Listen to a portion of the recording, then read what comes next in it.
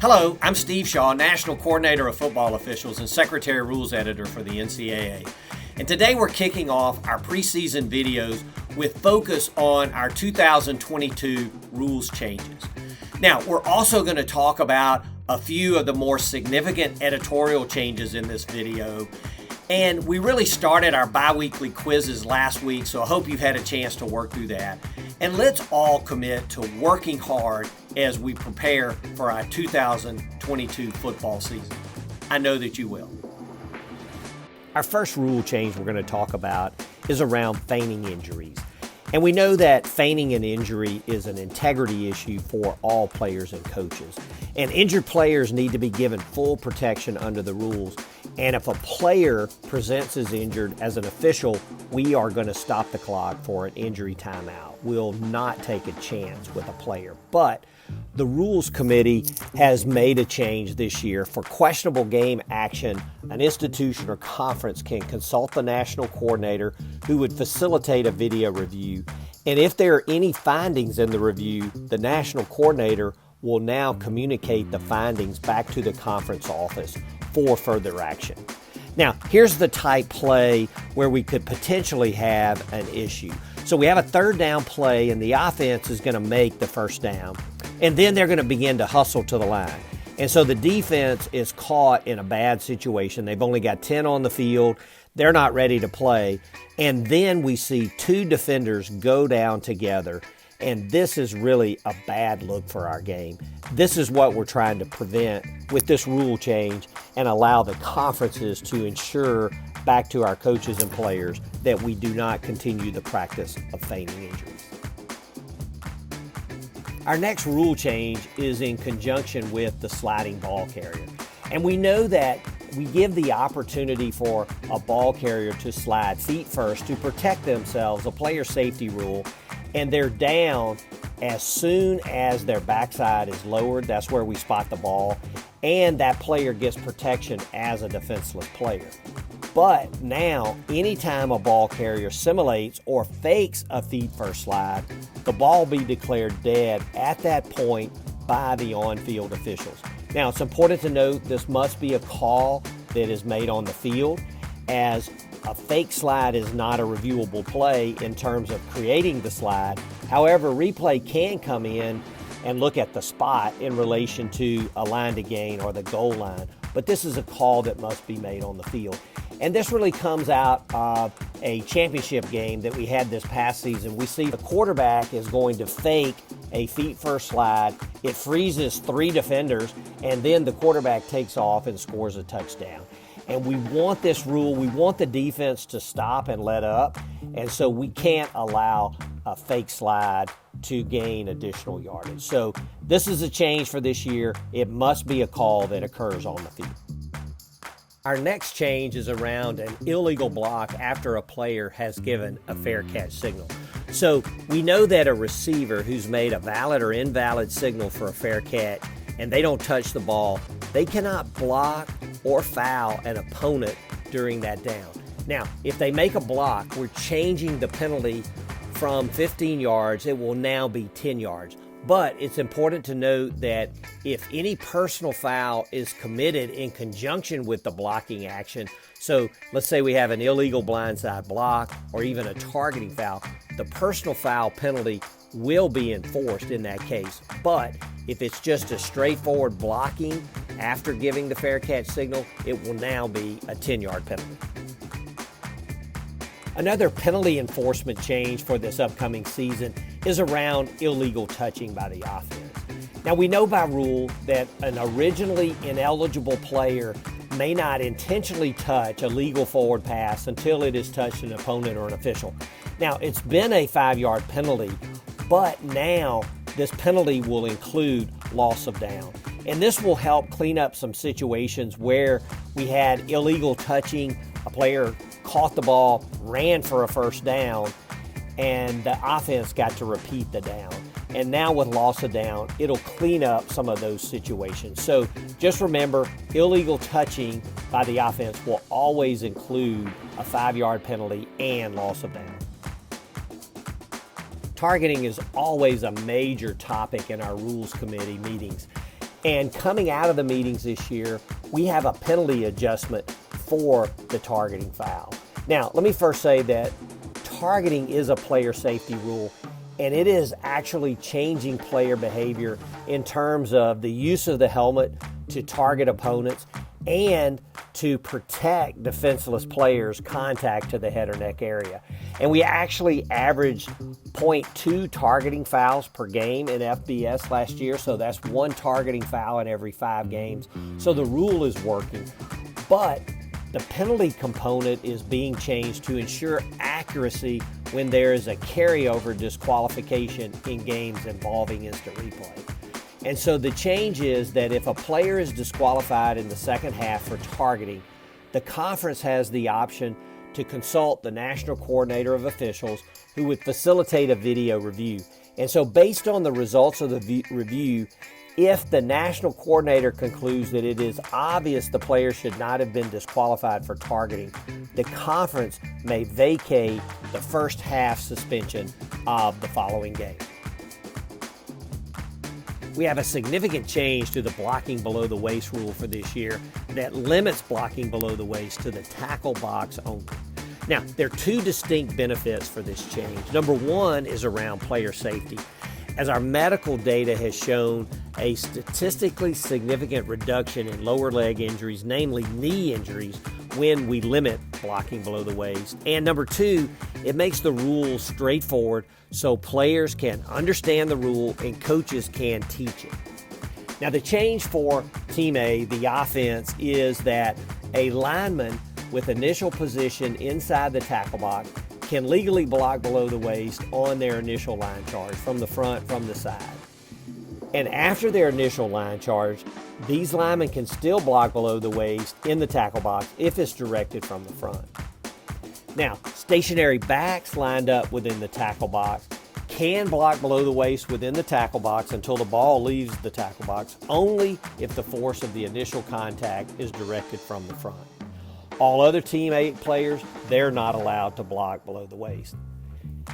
Now, for Team B, players that are lined in a stationary position within 1 yard of the line of scrimmage within the tackle box can legally block below the waist on their initial line charge. All other Team B players are not allowed to block below the waist except against a ball carrier. And there's really no change, as blocking below the waist has been prohibited for many years on any change of possession situation or a down in which we have a free kick or a scrimmage kick. So we're going to take a look at a couple formations and talk about them. So this first formation, we see number 13 is under center, and number 3 is directly behind him in the backfield. Now, 3 can block below the waist as long as the block is within the tackle box, so he could slide to the left or to the right, as long as that block is directed from the front. So if a defender, blitzer, breaks contain, he can block them as long as it's directed from the front. Now, we also notice here 0 has got his right foot. He's in the backfield. His right foot is just inside the left tackle, and he's considered in the tackle box. So he can block low as long as that block is within the tackle box, but it must be directed from the front. So if he comes across the formation, it's highly unlikely, if he blocks a defender coming upfield, it's highly unlikely that block would be directed from the front. Now, our second formation, there's a few things to talk about on this. First, we're going to highlight the defender that's on the outside eye of the right tackle, number 70. We would consider that defender because he's catching a piece of the tackle inside the tackle box. Now, a couple points of note here. If you look at the left tackle position, that's actually the tight end. They've got tackle over, so that's number 86. Even though he is a tight end, he is in the left tackle position, and we would consider him within the tackle box. But if we look at the other side of the formation, number 70, the right tackle is in the tackle box, obviously, but the tackle over, number 69, even though he's a tackle by position, he is outside the normal tackle position, so outside the tackle box, he could not block below the waist. Our last 2 rule changes both involve penalty enforcement changes, and the first is around unsportsmanlike conduct. And this change is going to align unsportsmanlike conduct with personal foul penalties on pass play. So namely, if the defense commits an unsportsmanlike conduct foul during a legal forward pass play, that penalty may now be penalized with the enforcement added to the end of the last run by the offense if it was a completed pass and there's no change of possession during the down. So previously, if the pass gained more than 15 yards, if there was an unsportsmanlike conduct penalty, it'd have to be declined, whereas a personal foul penalty would be tacked on. Now, both unsportsmanlike conduct and personal foul will be tacked on to the end of the last run. And finally, when we have a defensive holding foul, it will always include an automatic first down. Previously, the penalty statement added an automatic first down on certain situations. If the pass crossed the neutral zone, if the defense committed a holding foul against an eligible receiver during the pass play and the foul was beyond the neutral zone, very complex stuff. Now, if there's defensive holding, it will be a 10-yard penalty and an automatic first down. There was one proposed rule change that Prop really didn't approve and sent back with some comments to the Rules Committee to keep working on, and that's around our uniforms, pants, knee pads, socks, etc. So for this season, where will we be on uniform expectations? And so where we're going to be is officials will get involved when players' uniforms are significantly out of scope. And you can see from this picture, this player has their pants halfway up the thigh. That's out of scope, and that is one where officials would get involved. And there's no yardage penalty on this, but the players got to leave the game for one down, and they can return when the equipment becomes legal. And the coach can buy them back in with a timeout if they don't want them to sit out of play. And if the player has equipment that becomes illegal through play, they're not required to leave the game, but they can't participate until they get the equipment made legal. Now, I want to talk about 3 editorial changes of note, and the first being a change in definition of crown of the helmet. So currently the crown of the helmet is defined as the portion of the helmet above the level of the top of the face mask. So it's more than just the button of the helmet. It's this area above the top of the face mask. But as you can see in this picture, the new helmet designs have an incorporated face mask into the side of the helmet, and there's nothing on the top side. So that dictates a change in definition. So now the crown of the helmet is going to be the top segment of the helmet, namely the circular area defined by a 6-inch radius from the apex or top of the helmet. Now, to illustrate this new definition, we're going to start with the old definition. And the old definition basically said from above the face mask, so where the face mask is bolted into the helmet, we went all the way around, and that became crown of the helmet, not just the button. But the new definition really focuses on the top of the helmet, the apex. It goes 6 inches all the way around, and that becomes the new definition of crown of the helmet. Now, why is that helpful? There's really 2 reasons. Number one, it moves the gauge point from the top of the face mask to the top of the helmet, and that's what we want on crown of the helmet hits.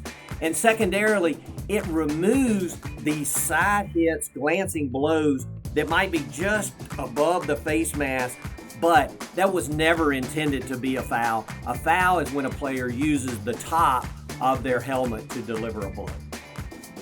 Our second editorial change is around instant replay and clock adjustments. So when replay goes to review, in order to keep the game moving, we're only going to adjust the game clock in the last 2 minutes of the second quarter and the last 2 minutes of the fourth quarter.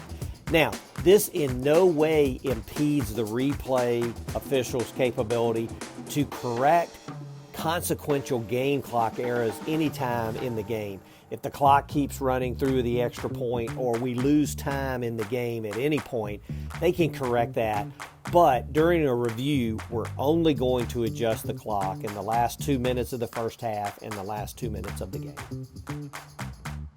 Our last editorial change we're going to talk about today is we're adding a signal for an illegal blindside block. Now, this is going to be signal 28, and the referee's fists will come together in front of their chest, and this signal will follow the personal foul signal.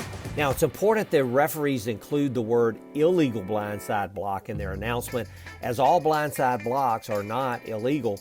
We know that if the blocker leads with their hands, absorbs, or screens, then it is not an illegal blindside block. So to illustrate the use of our new signal, it would be personal foul, illegal blindside block, number 21 on the offense, 15-yard penalty from the spot of the foul, repeat, second down. So I hope that's helpful as you use this new signal. Now, I want to tell you, I appreciate your time invested in watching this video. I hope it was helpful in understanding our new rules as we head into the season. And I look forward to continuing our journey of preparing for the 2022 season together.